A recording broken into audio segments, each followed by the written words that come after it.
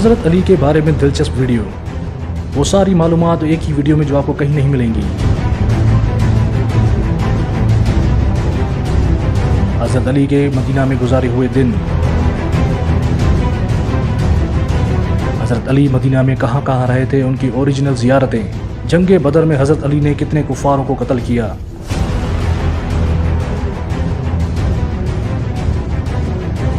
जंग ओहद में हज़रत अली ने कितने कुफ़ारों को कत्ल किया, जंग खैबर का किला हज़रत अली ने कैसे फ़तह किया।